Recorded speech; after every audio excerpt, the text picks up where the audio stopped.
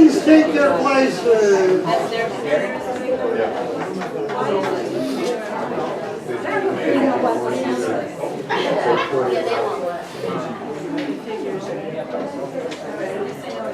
Okay, could we close the doors for the air conditioning? We have so many hot people in here that the air conditioning is failing. Okay. This is Casa Italia. I'm Dominic Candelaro. For the last 13, 14, I don't know how many years, we've been doing an author's night, or it's evolved into IA Literati, and it has become a kind of seminar for Italian Americans who write and who are interested in books. And here we are today, and I thank you for attending. I thank most of all Anna Weiss, who has been doing all the organizing. And all she does is say, you want this or this? It's like being in the eye doctor's office, and all you have to do is choose what looks best. So Anna, I hope Anna can continue this. So for the 25th IA Literati, she'll still be going. Lord knows where I'll be. Thank you all for coming, and I hope that we can all stay the full length of time. Everybody's an audience, everybody's a performer here, so be an audience when called upon, and be a performer when called upon. Our keynote speaker is Billy Lombardo. In addition to writing a number of books that have to do with growing up Italian American and other things like baseball. I might mention Billy has taught English and writing at the Latin School. This is it's very prestigious. I think it's more prestigious than being at a university, most of the universities we have. And Billy has gotten involved in encouraging young people to write through polyphony. And I urge you all to do as I do, send $5 a year to polyphony and claim that you're a supporter of literature. Anyhow, big spender, be a big spender just like me. So let me introduce Billy. He'll talk a little bit about his own experience and about the importance of writing and ethnicity and Italianness. And please introduce Billy Lombardo.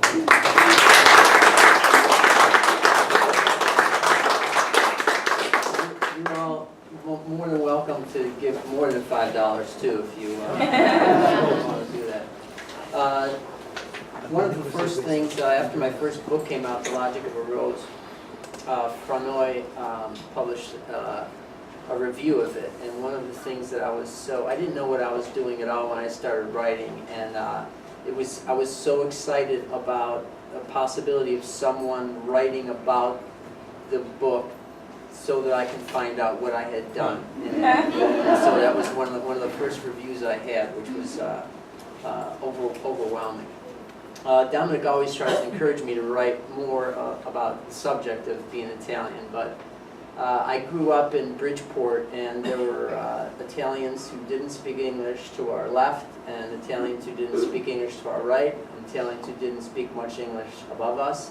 And I thought that Bridgeport was just Italian people. I didn't have any idea that anyone else existed. And even if the subjects are not Italian, even if the characters are not Italian, it can't be separated really from like the place where I'm from. It can't be separated from anything I do. So this is a piece when I was. I'm just going to read this little quick piece. It's called Poem for Leonard. When I was starting to write the stories for the Logic of a Rose, I took my son with me to Bridgeport to urge forth some of these stories. He was 5 years old at the time. I lived above a bakery, and you know, there's a play lot across the street, and that was gone, and the bakery's gone, but the door to the apartment, the stairwell, was open, and the sign on the just a piece of paper on the note with a Sharpie marker on it said, "People live here.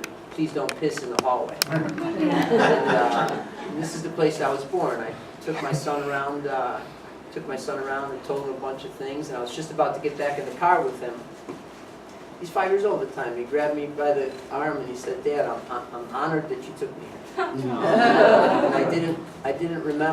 I didn't teach him the word honor. I don't know how you teach a child the word honor, but he used it properly.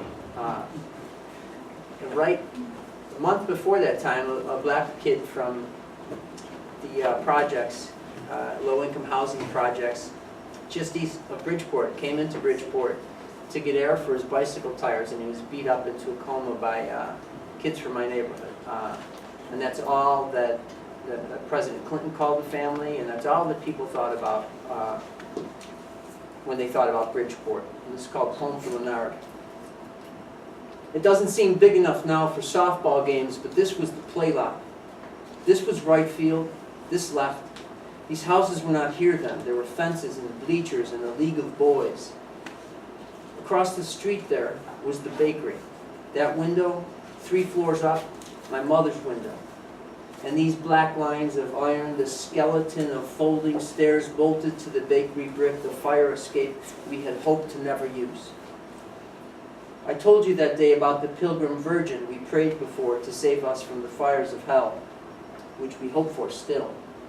And the time I dropped my allowance, a single skinny coin that rolled into a crack on the stairs and was gone. The sadness of a gone thing, but I did not tell you everything. I didn't tell you about Robbie, who woke up a black man asleep on the bus by breaking his arm.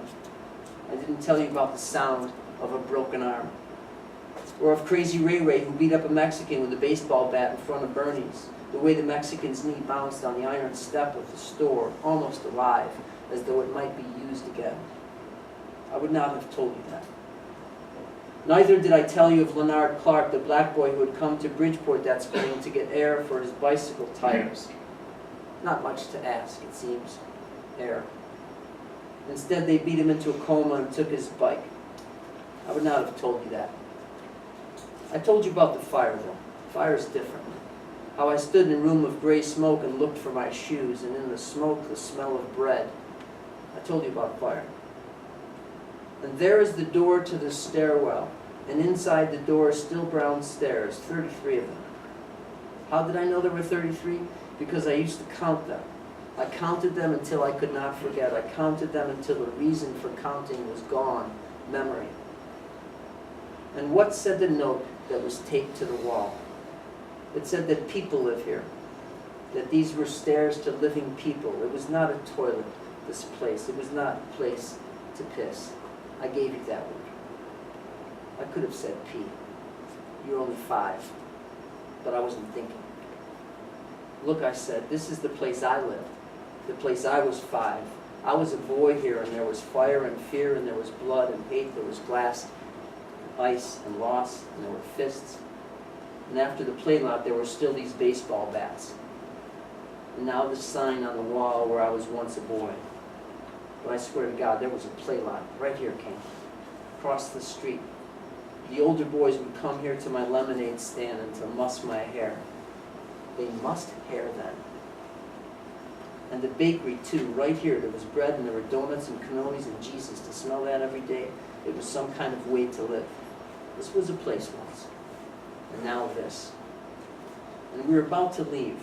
The key to the car was in my left hand, me wondering what there was left to give you now that everything seemed gone, now that you had reached a remembering time. But when I put the key in the door, you put your hand on the crook of my arm as though to stop me, as though to say a thing to me before we left that place, as though the thing could only be said on the hard-scrabble streets of that place. And on those streets, you told me you were honored to be taken there. In front of an old bakery that had fire and hatred to remember, that had glass and blood and smoke and fist. This is the trade we made that day. You were 5 and held open your new memory, and I thought I gave you piss to put there. And before we left that place, you called it honor. Taught the old man something about honor. That's a poem for Leonard.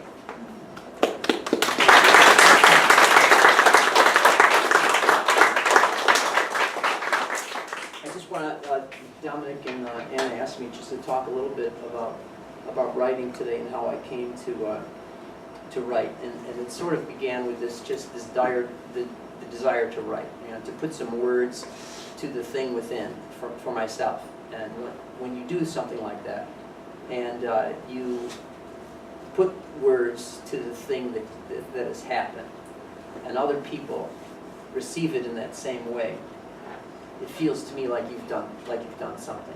It's always been a little more important than publishing, but publishing is fun too. When my first book came out, it seemed to me that I finally was being received by the world the way that I had always felt like I should be received, but I hadn't really deserved it in any way. And then, so it begins with the desire to write. Right? Everybody, I've already heard a number of people have come up to me and talked to me today about stories, and I've heard 3 or 4 different people say everybody's got a story. And that's where it begins, the desire to write and the desire to tell a story. And then it turns into how do you tell a story? Do you tell it through a poem? Do you tell it through a short story? Do you tell it through a short piece of prose? Is it a novel? Is it a play? Is it a pilot for a movie?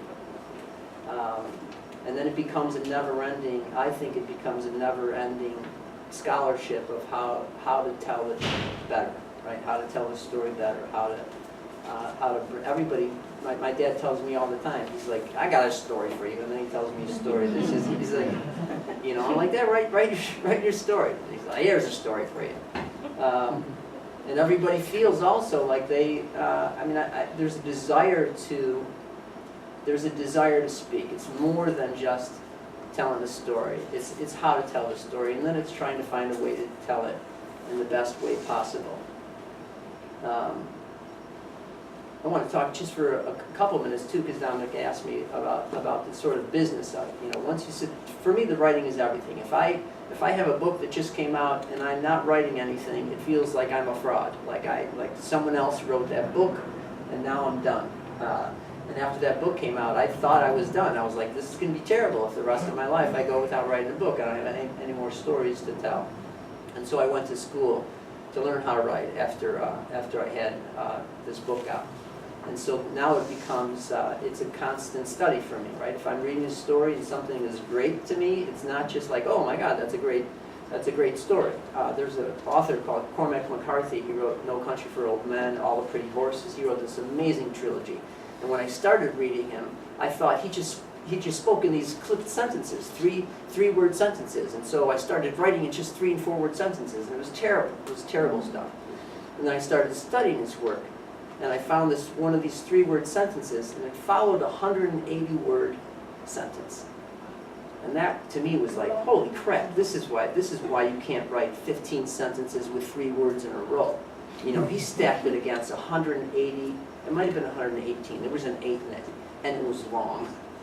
And he finished, followed it up with this 3-word sentence that was gorgeous, and that's the kind of studying that makes me want to write more, and makes me, just to look at something and say, well, why does this feel so fast? What's he doing?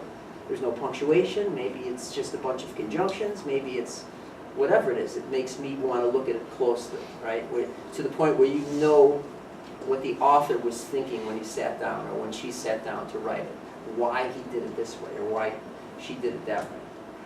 Publishing is still crazy. I had a book that was picked up for publication. I got paid 1/3 of the advance, and then they wanted me to make all these changes. They pitched a bunch of changes to me.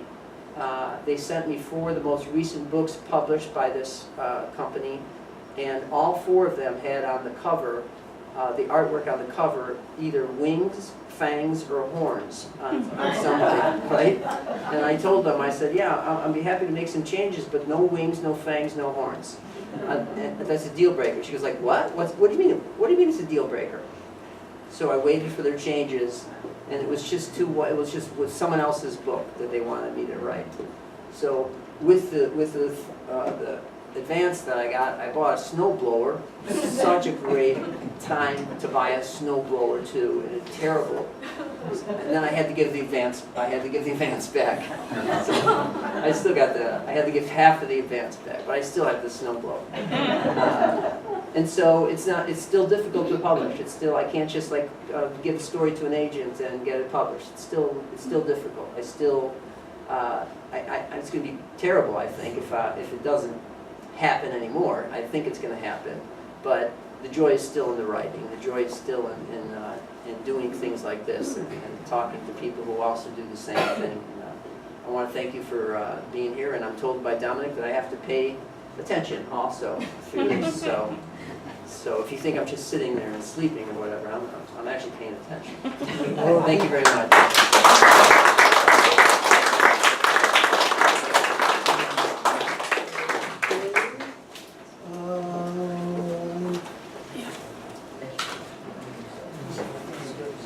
Our computer maybe needs to be reawakened.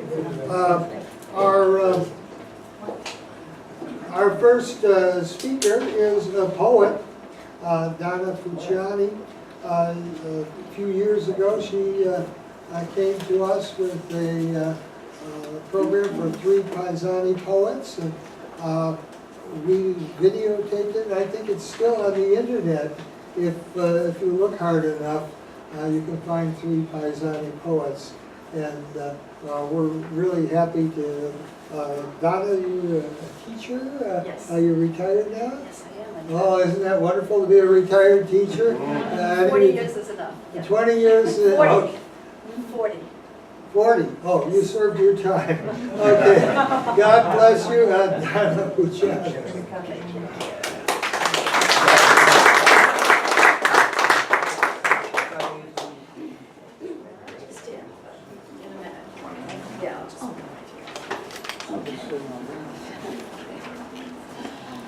Thank you very much, Dominic, Anna, and the many, many volunteers who made this day possible. It's kind of hard to follow Billy Lombardo, but I'm going to do my best. And I will start off reading from a recently published chapbook called Ghost Garden. The ghosts are my family, whom I discovered after much research, and I've had the joy of meeting them in Italy as well as on this side of the Atlantic. And we all hail from the same small village in Italy. But first, a poem about a feeling of regret that perhaps many Italian Americans share. It's regret that I never put aside the time when I was a kid to try and talk to my parents who spoke only Italian. And to hear their stories from their lips about what it was like to come over and why they came over. My grandfather was one of 16, and as far as I know, he's the only one to come through Ellis Island in 1903. And where did the others wind up? I don't know. But anyway, this is called Regret. I was slow to catch on, genealogically speaking. My 5th grade world was school books, bubblegum, and jealousy, early lipstick, and ice cream in small cartons with the ball players' pictures on the inside lids. I lagged behind on the street of family ties. No sentimental journey could deter me from roller skating downhill at top speed, double dutching with old ropes from the garage, or buying vinyl 45s. The odyssey of the grandparents held little interest, shawled in a foreign tongue, entombed in a dark linoleum house that smelled of garlic and furniture polish. So I ran in the dirt, pigtails flying, caught fireflies, played stickball in an empty lot in Jersey. while my unknown cousins kicked a can down a cobbled street somewhere south of Naples. Their mothers called them in for supper in the sweating dusk of 7 hours difference, while I scuttled into the barefoot noon. I burn still in the purgatory of distance, ashamed never to have asked the questions, never to have learned the polysyllables of dark, spidery elders huddled in Afghans, or leaning on sills, looking down on the traffic, gazing across the river to New York, or simply waving as we left. There is no grace generous enough, no benediction of such mercy now when they are gone, to bless my curiosity, to ease the hours writing out Italian verbs, repeating strange words to myself, consumed with a vain desire to wave back.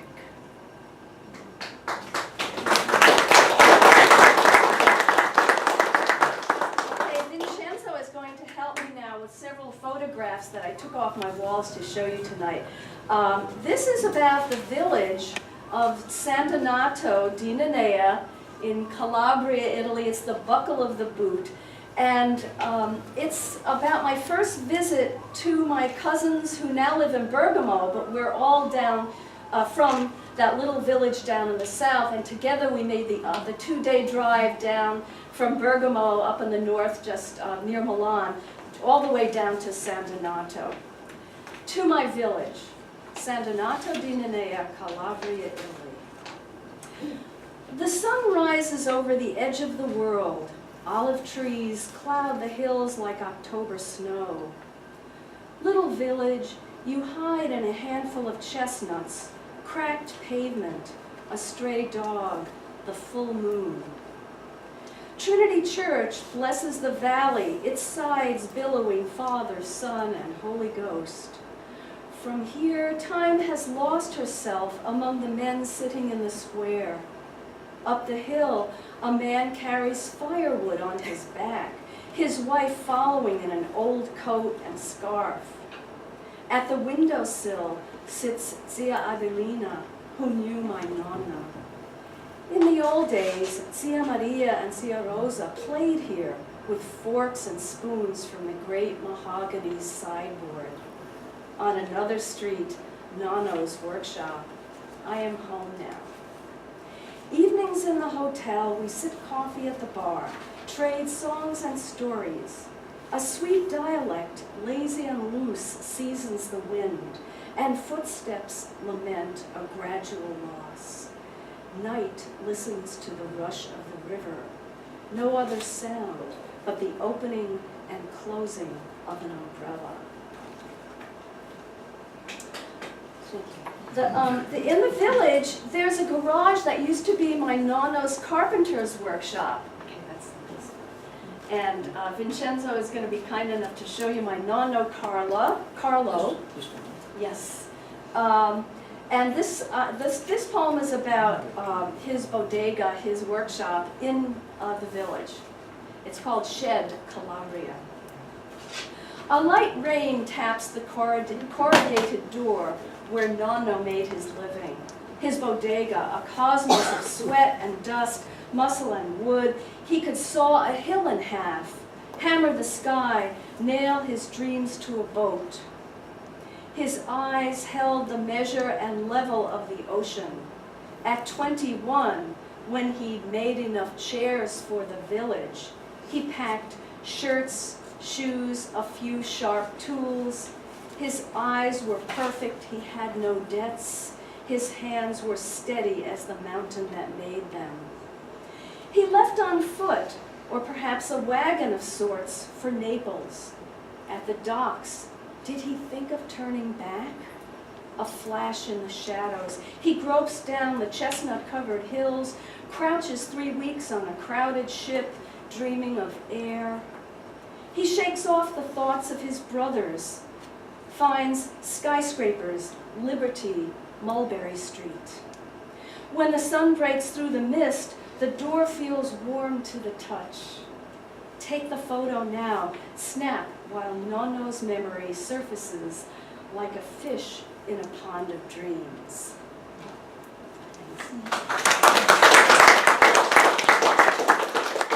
Now I'm going to switch to my new full-length book, Edges, which has a picture of Diamante on the front, which isn't too far from our village.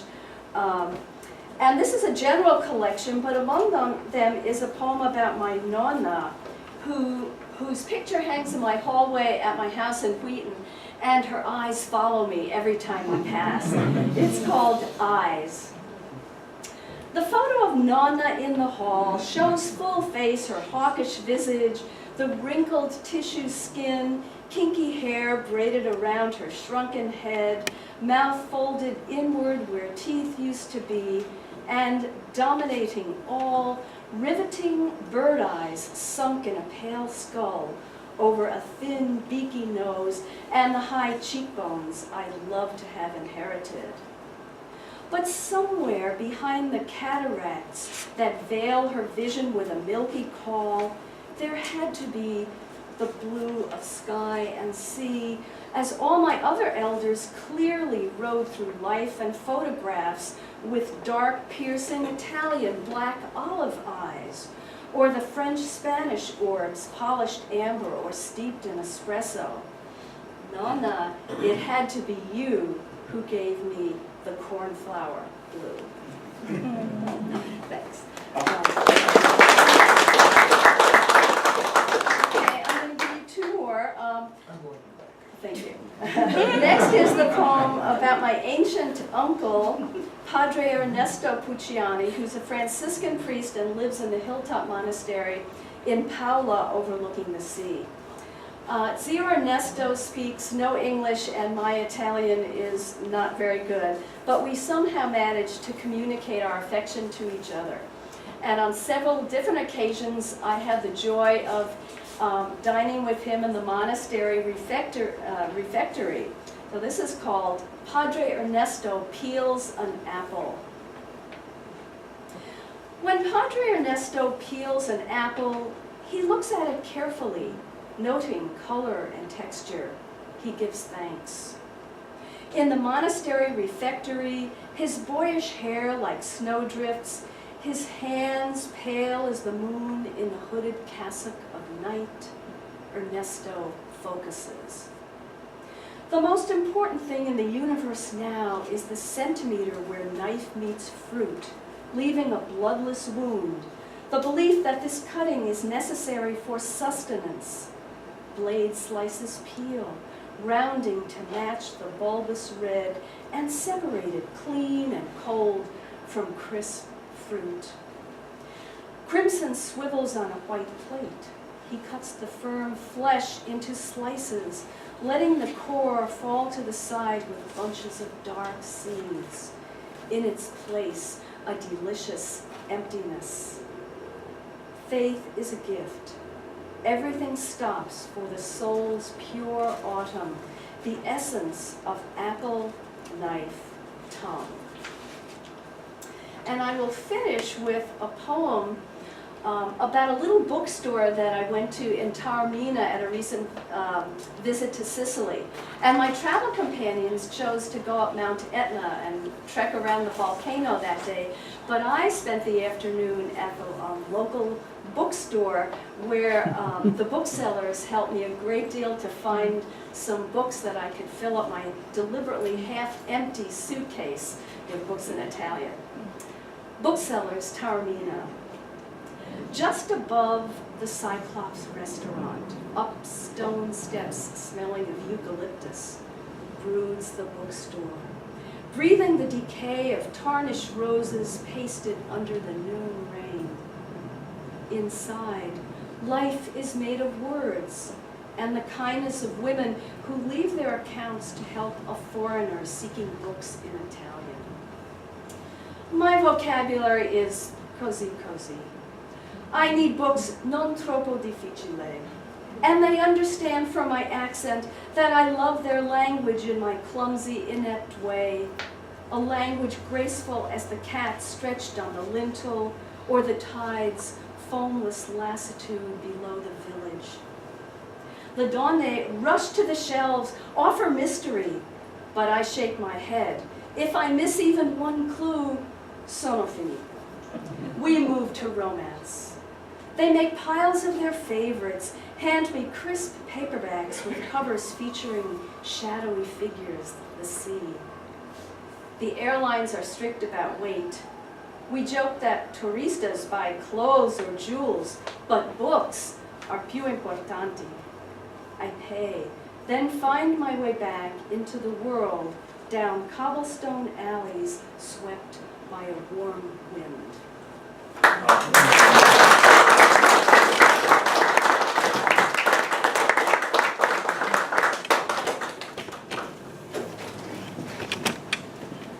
Okay, got myself painted in the corner here.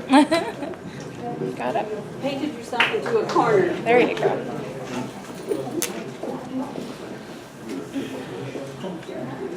Hi, a couple of more ground rules for today. We're selling, we have a raffle going on. It's $5 per ticket, and the grand prize is the first edition of Pietro di Donato's Christ in Concrete, valued at $25 or, I don't know, maybe $10,000. You might know too that the Italian Cultural Center, Casa Italia, has published a couple of books. One of them, the first one was Reconstructing Italians in Chicago. It was based on a conference that took place in 2008 of the 30 smartest people that I could find. And then our last book was Italian Women in Chicago.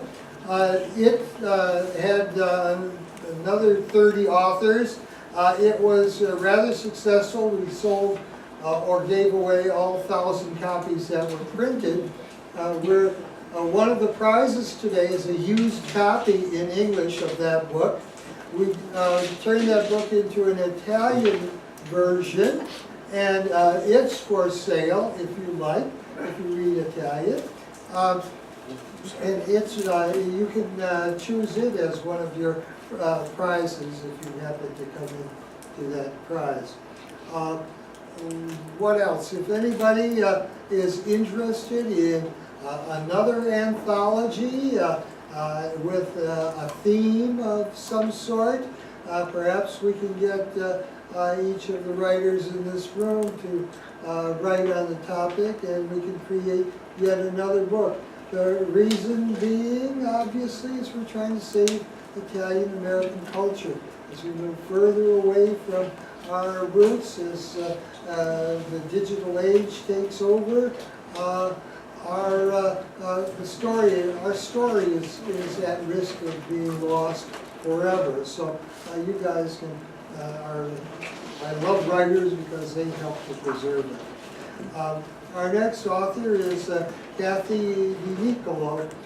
Kathy has done a couple of books, is very enthusiastic in promoting Italian American stuff in her writings. And let's call her up so we can move along. Kathy DiNiccolo. Quick question, where do we get the raffles? Where are they on the table? Oh, the raffle person will now stand up.